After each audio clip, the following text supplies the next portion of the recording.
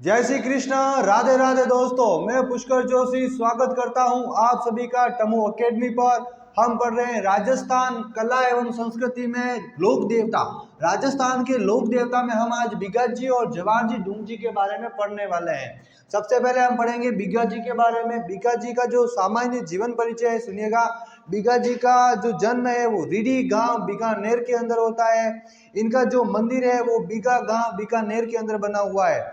इनकी माता का नाम सुल्तानी, पिता का नाम मोहन था, जिन्हें महेंद्र के नाम से जाना जाता था। इन्होंने गौ सेवा तो गौ रक्षा का कार्य किया है, गायों की रक्षा का कार्य किया। यह गौ गायों की रक्षा करते हुए राठाली नामक युद्ध में वीर गति को प्राप्त हुए थे।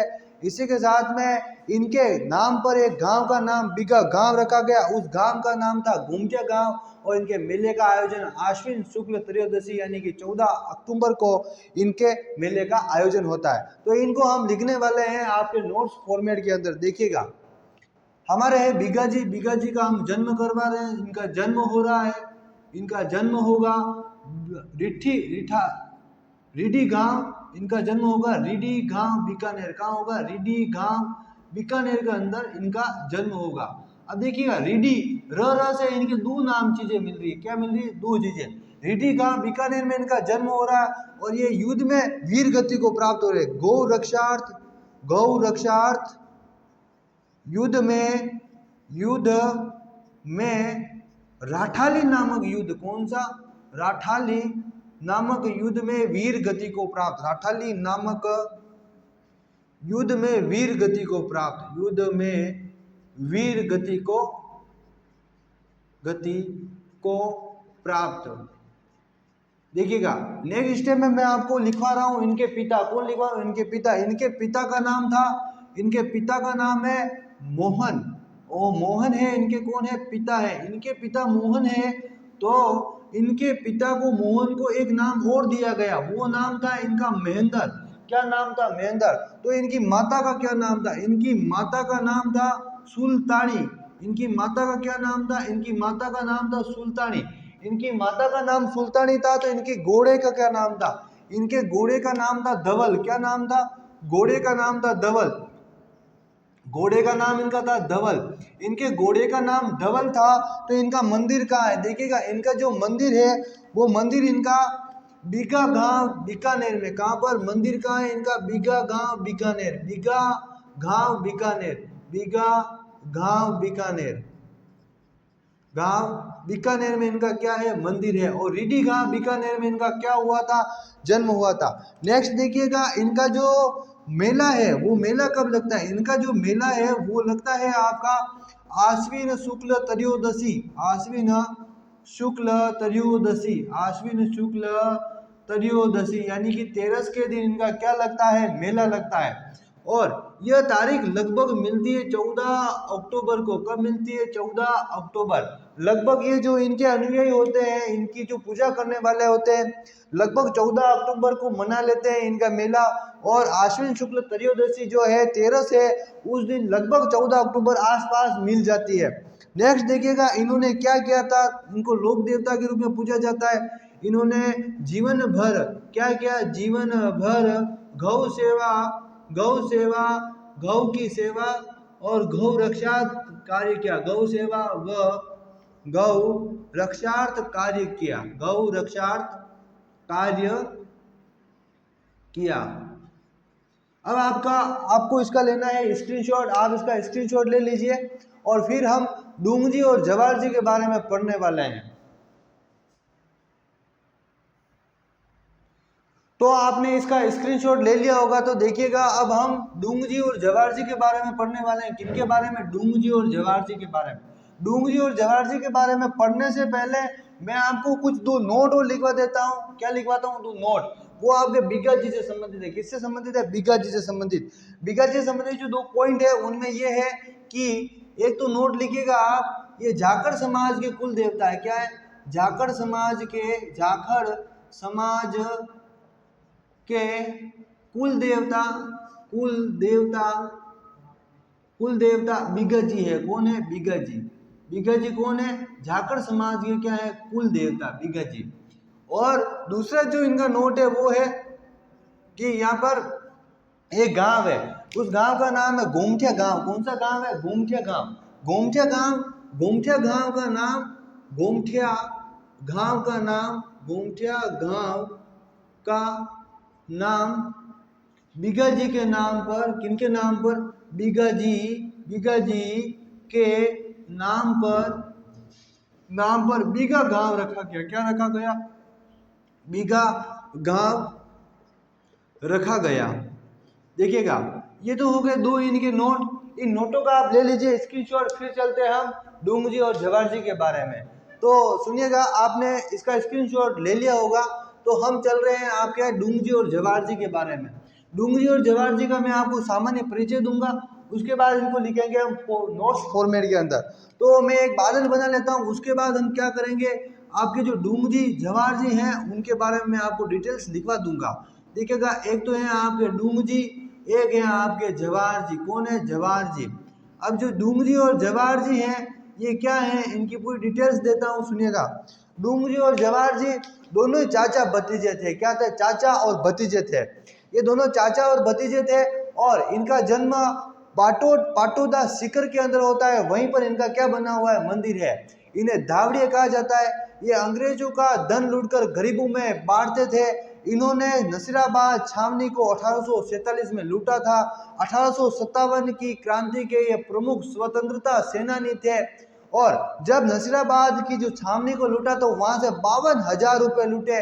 उन 52,000 रुपए से उन्होंने शाहपुरा बिलवाड़ा में धनोप माता के मंदिर का जीर्णोद्वार करवाया, पुष्कर के घाटों का पुनः निर्माण करवाया। अंत में क्या होता है, डूंगजी को अंग्रेज पकड़कर आगरा ले जाते हैं। तब जवाहर जी सामता मीना, लोटिया जाट और करना भील की सहायता से डूंगजी को छुड़वाते हैं। फिर बाद में अंग्रेजों के घेरे डालने के कारण बार बार डूंगजी और जवाहर जी पकड़े जाते हैं और डूंगजी का अंतिम समय जोधपुर और जवाहर जी का अंतिम समय बीकानेर में बीतता है। तो इनको हम लिखते हैं नोट्स फॉर्मेट में। देखिएगा, नोट्स फॉर्मेट में कैसे लिखेंगे, सबसे पहले इनका लिखेंगे जन्म। क्या लिखेंगे? जन्म। इनका जन्म कहाँ हो रहा है? इनका जन्म हो रहा है बटोट पाटोदा सीकर के अंदर। कहाँ पर? सीकर के अंदर। अब इसको दो बार नहीं लिखेंगे, क्या करेंगे, जन्म हो गया तो इनका मंदिर भी कहाँ है, तो यहीं पे डैश लगा के कर दो मंदिर। क्या कर दो? मंदिर। एक ही चीज दो बार नहीं लिखनी, मंदिर और जन्म एक ही जगह हो गया इनका। अब देखिएगा, ये दोनों क्या थे? एक दूसरे के चाचा भतीजा। डूंगजी चाचा थे, ये क्या थे? भतीजा था। कौन था? भतीजा। चाचा भतीजा थे। क्या थे? चाचा और भतीजा थे। अब डूंगजी और जवाहर जी के बारे में मैंने आपको इतना बता दिया है। तो नेक्स्ट देखिएगा, इनको धावड़िए कहते हैं। क्या कहते हैं? इन्हें धावड़िए कहा जाता है। इन्हें धावड़िए कहा जाता है। क्या कहा जाता है? धावड़िए कहा जाता है। नेक्स्ट देखिएगा, इनको और क्या कहा जाता है? इनको कहा जाता है कि 1857 की क्रांति के स्वतंत्रता सेनानी। 1857 की क्रांति के स्वतंत्रता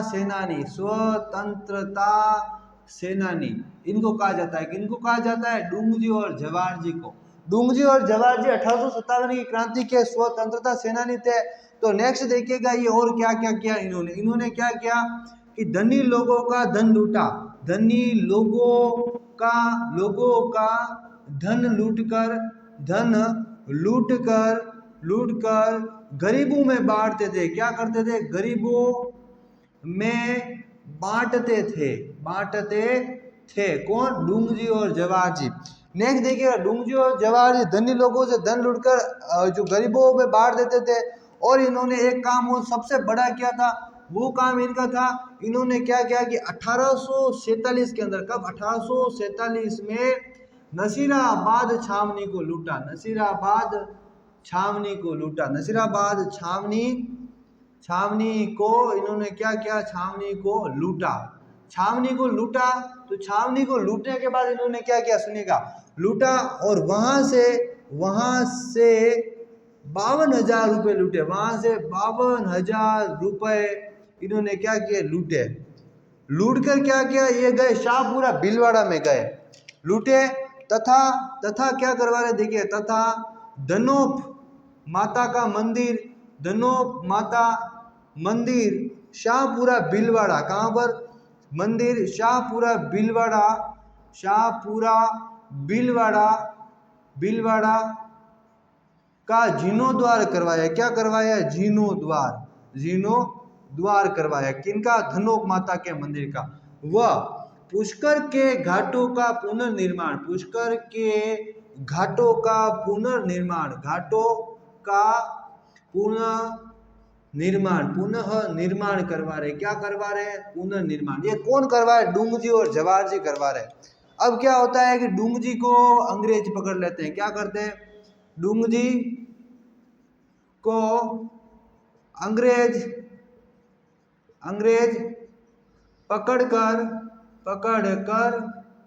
आगरा जेल में बंद कर देते हैं। कहां पर? आगरा जेल में बंदी बना दिया। क्या बना दिया? बंदी बना दिया। किनको बनाया? डुंगजी को बनाया। अब डुंगजी को बंदी बनाया तो डुंगजी को छुड़वाने के लिए कौन आ रहा है? जवाहर जी ने कौन? जवाहर जी ने क्या किया? जवाहर जी ने सावता मीणा, कौन है? सावता मीणा, ये तो सावता मीणा हो गया। देखिए सावता मीणा, लोटिया जाट, कौन सा जाट? लोटिया जाट, करना भील, वह करना भील, कौन सा भील? करना भील की सहायता से डूंगर जी को छुड़वाया। किनको? डूंगर जी को कैद मुक्त किया। क्या किया? कैद मुक्त किया। देखिएगा यहाँ पर एक स्टोरी है, मैं आपको सुनाऊंगा इन्होंने डुंगजी को कैसे वहां से छुड़वाया था। सुनिएगा। नेक्स्ट इनकी एक चीज और लिखवा देता हूँ, वो मोस्ट इंपोर्टेंट है कि यहाँ पर इनको लास्ट में इनका अंतिम समय कहाँ बीतता है? डुंगजी जवाहर जी का। तो यहाँ पर आपके जो डुंगजी है, डुंगजी का जो अंतिम समय है, डुंगजी का अंतिम समय, कौन सा समय? अंतिम समय। ये जो अंतिम समय ये बीतता है जोधपुर में। कहां पर? जोधपुर। और जवाहर जी का अंतिम समय, किनका? जवाहर जी का जो अंतिम समय है, जवाहर जी कौन है? जवाहर जी का अंतिम समय ये बीतता है आपके बीकानेर में। कहां पर? बीकानेर में। अब देखिएगा ये मैंने एक ही बादल में पूरे आपके डुंगजी और जवाहर जी को समाहित कर दिया है। डुंगजी और जवाहर जी को समाहित कर दिया है। तो आपको इसका स्क्रीनशॉट लेना चाहिए। आप इसका स्क्रीनशॉट ले लीजिए। फिर मैं आपको डुंगजी और जवाहर जी की जो स्टोरी है वो सुनाऊंगा।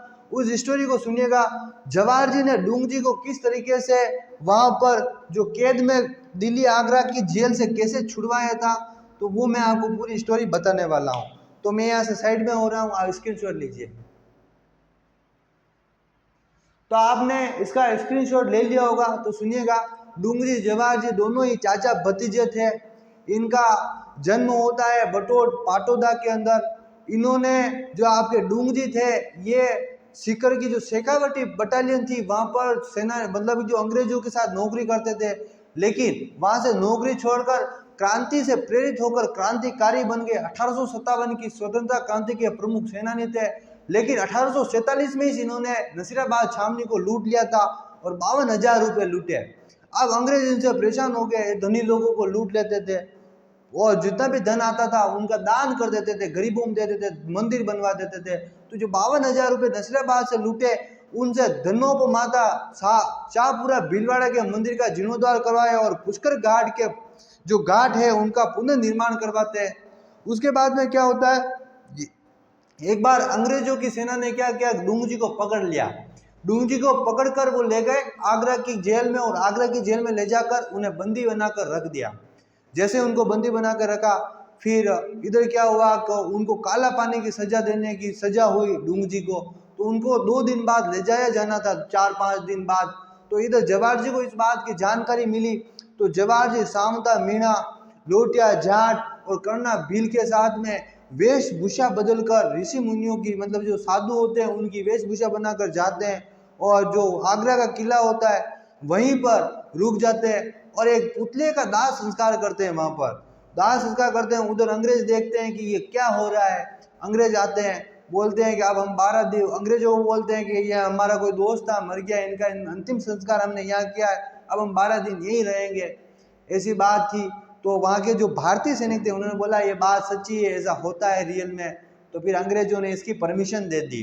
जैसे अंग्रेजों ने परमिशन दी तो रोज क्या था, सावंता मीणा बहुत ही बढ़िया साधु बनता था। कौन? सावंता मीणा। वो साधु बन के रोज बढ़िया बढ़िया प्रवचन देता था। अंग्रेज भी आते सुनने और भारतीय सैनिक भी आते। अब अंग्रेज उनसे क्या हो गया, प्रभावित हो गए। फिर एक दिन क्या हुआ कि अंग्रेजों ने बोला साधु महाराज बोलिए हम आपके लिए क्या कर सकते हैं। तो साधु महाराज ने बोला कि हमें आपके जितने भी कैदी हैं उनसे मिलना है और आप सभी हम कैदी से मिले तब तक बाहर रहोगे। तो ऐसी बात अंग्रेजों ने मान ली। और जब सावंता मीणा, लोटिया जाट और करना भील और जवाहर जी वहाँ जाते हैं अंदर, और जो अंग्रेज होते हैं सारे बाहर होते हैं, वहाँ से वो डूंगजी को छुड़वा कर ले आते हैं और वापस आकर वो यही काम करते हैं, लूटमार करना, सेठों का धन लूटना, गरीबों में बांटना। इसलिए इन्हें धावड़िया कहा गया क्योंकि ये पकड़े नहीं जाते थे, बहुत ही अच्छे धावक थे घोड़े के ऊपर। इसी के साथ में डूंगजी, जवाहर जी और बिगा जी इस वीडियो में समाप्त होते हैं। नेक्स्ट वीडियो में हम अन्य लोक देवता के साथ मिलेंगे। आप सभी को तमु एकेडमी परिवार की ओर से जय श्री कृष्ण, राधे राधे। तामू एकेडमी को लाइक, शेयर और सब्सक्राइब करके अपनी तैयारी को मजबूत करें। अभी सब्सक्राइब करें और अपनी सफलता की दिशा में पहला कदम उठाएं।